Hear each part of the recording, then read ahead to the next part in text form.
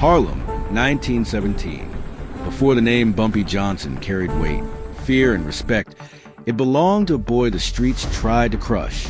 His real name was Ellsworth Raymond Johnson, but Harlem didn't care for real names. A visible bump on the back of his head earned him the nickname Bumpy early, and in Harlem, nicknames stuck for life. The neighborhood was loud, tense, unforgiving. Harlem didn't raise children, it tested them. Survival came before dreams. Respect came before comfort. And Bumpy Johnson learned that lesson young. School never understood him. Teachers saw anger before intelligence. Other kids saw weakness before potential. What they didn't see was his mind. Bumpy read books most men around him never touched: poetry, philosophy, Shakespeare. He could quote lines while standing in alleys filled with danger. Everything changed when his older brother was accused of killing a white man. There was no real trial, no mercy, just a sentence handed down without hesitation. His brother was taken away, and the Johnson family was left broken. For Bumpy Johnson, it was a moment innocence died. He learned something Harlem already knew. Justice did not belong to everyone. Anger followed him into his teenage years, but it wasn't reckless. Bumpy Johnson wasn't wild. He was aware. He learned when to fight, when to wait, and when silence was more dangerous than violence. Police noticed him early. Arrests came young, too young. Small charges, street fights, carrying knives. Every arrest was meant to scare him straight. Instead, it sharpened him. Prison didn't break Bumpy Johnson. It educated him. While others wasted time, he studied the law. He learned how the system worked and how it failed men like him. When he walked free again in the early 1930s, Harlem had changed. White gangsters controlled black neighborhoods. The numbers game bled Harlem dry. One name ruled the streets: Dutch Schultz. Harlem belonged to outsiders. Bumpy Johnson hated that. That's when he met Madame Stephanie St. Clair, the powerful woman known as the Queen of Harlem. She didn't want a reckless thug. She wanted someone disciplined, intelligent, and fearless. She saw that in Bumpy Johnson. Under her guidance, he learned that power wasn't just fists and guns. It was reputation, loyalty, and timing. He enforced rules. He protected locals. He punished betrayal without hesitation. Slowly, Harlem began to whisper his name. Then came the war. Dutch Schultz wanted Harlem's numbers. Bumpy Johnson wanted Harlem's dignity. Violence followed. Deals were made in smoke-filled rooms. Bodies fell quietly. And when Dutch Schultz was finally killed, a door opened and Bumpy Johnson stepped through it. By the end of the decade, he was no longer just an enforcer. He was a symbol, loved by the people he protected, feared by those who crossed him, watched closely by the government. Harlem didn't crown him king. Harlem recognized him. Because Bumpy Johnson wasn't kind. He was unbreakable. By the early 1930s, Harlem had accepted a hard truth. Power didn't come from elections. It came from control. After the fall of Dutch Schultz, the streets didn't suddenly become peaceful. They became empty, waiting to be claimed. And into that silence stepped Bumpy Johnson. He never announced himself as a leader. He didn't need to. People already knew who enforced the rules, who protected shop owners, who decided which streets stayed quiet and which burned. Harlem felt his presence long, before outsiders understood it. Bumpy Johnson didn't run Harlem loudly. He ran it precisely.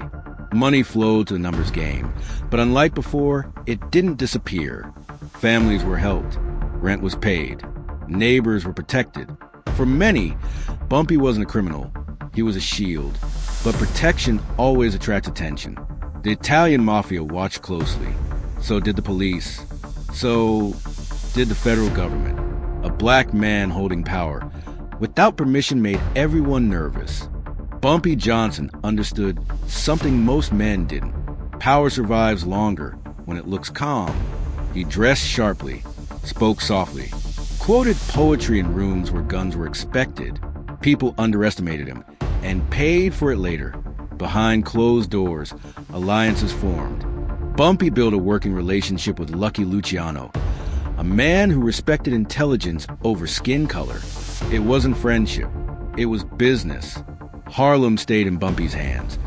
As long as money flowed and chaos stayed controlled. But balance is fragile. Police pressure increased.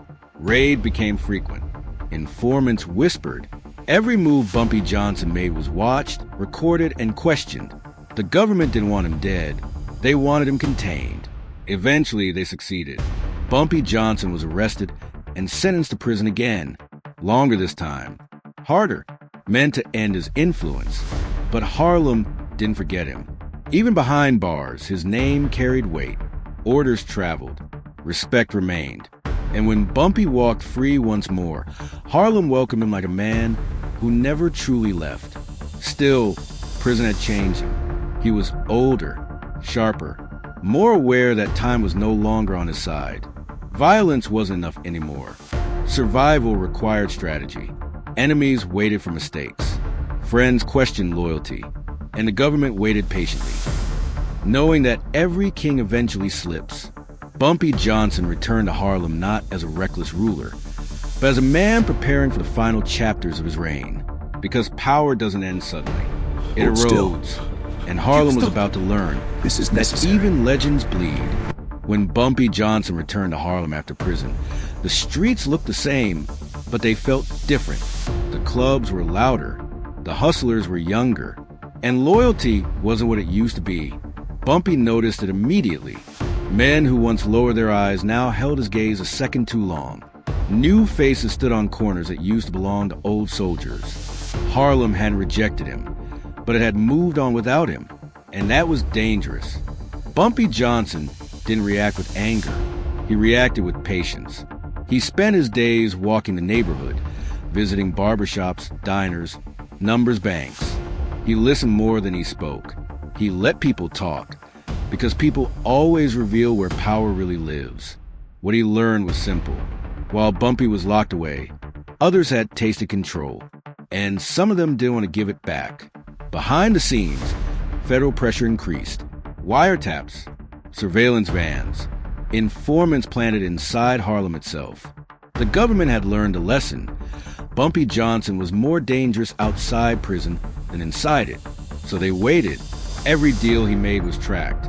Every meeting recorded. Every favor noted. They weren't rushing anymore. They were building a case meant to last.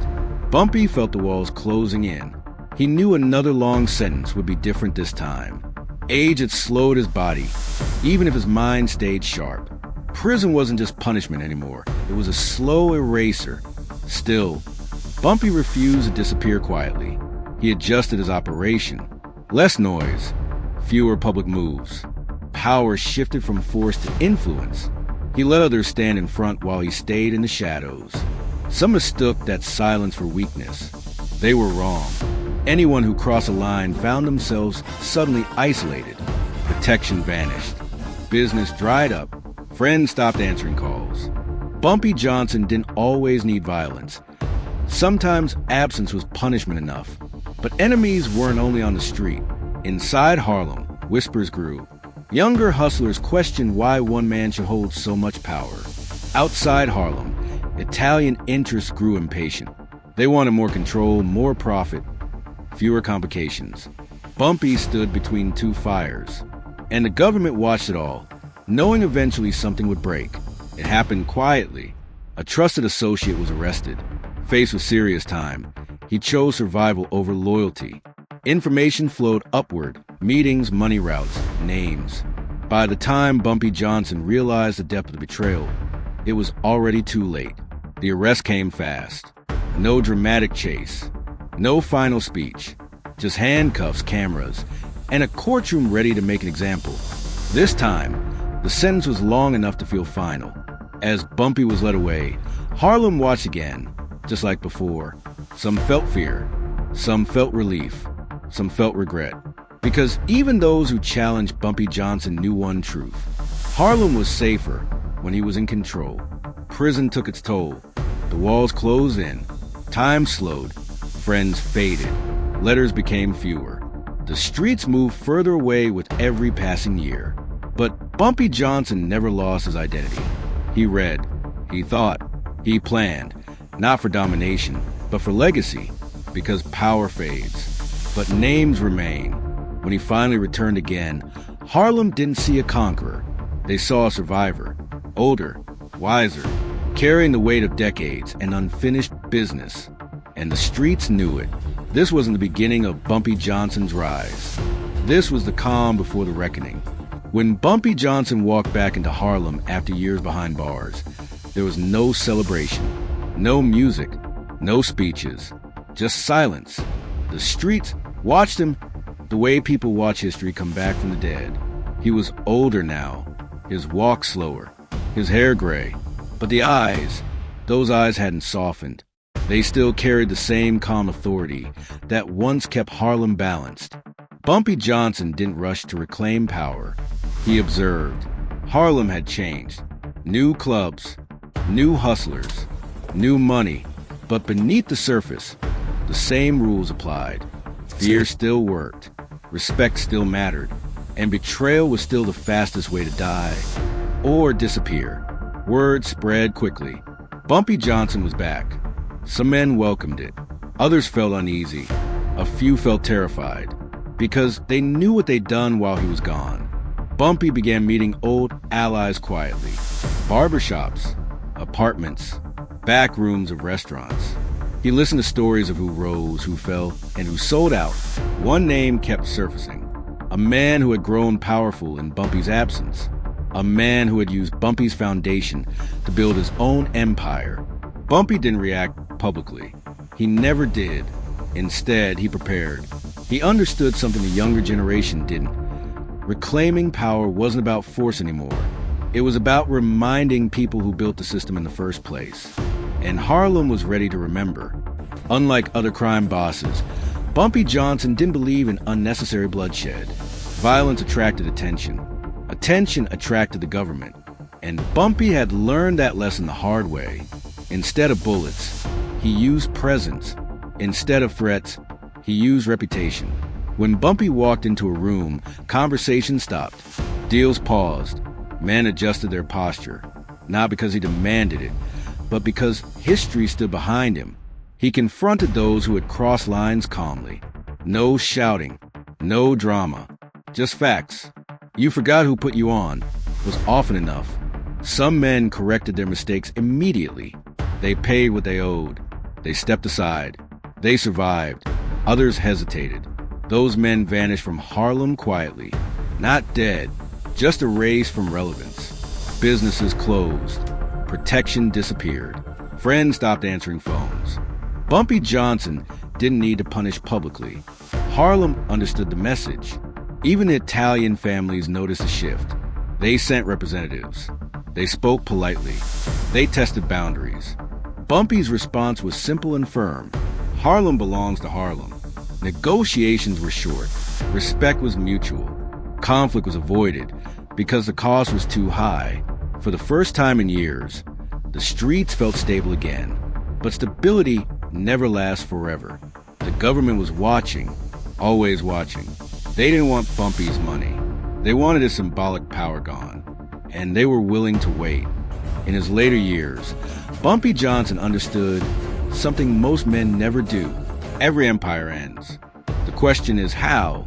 He spent less time on the streets and more time thinking about legacy, about how he would be remembered, as a criminal or as a man who protected his people in a world designed against them. Bumpy Johnson wasn't perfect, but Harlem knew this. When he ruled, there was order. When he was gone, chaos followed. His health declined slowly. His movements became limited, but his mind stayed sharp until the end. When Bumpy Johnson died, Harlem didn't explode. It paused. Old men nodded quietly. Young hustlers whispered stories they'd heard growing up. The streets felt emptier, like something solid had been removed. There was no crown, no throne, no official title. Yet everyone knew the truth. Bumpy Johnson had been the Godfather of Harlem long before anyone called him that. Not because he ruled with fear, but because he ruled with intelligence, loyalty, and restraint. His story became legend, a reminder that real power doesn't scream. It doesn't rush. It doesn't beg for attention. If stories of power, loyalty, and betrayal interest you, then you already belong here. Subscribe to stay close to the truth. And comment below, what would you have done in his place? Because every legend leaves a lesson, and not everyone is built to survive it. It simply exists, and once you've felt it, you never forget.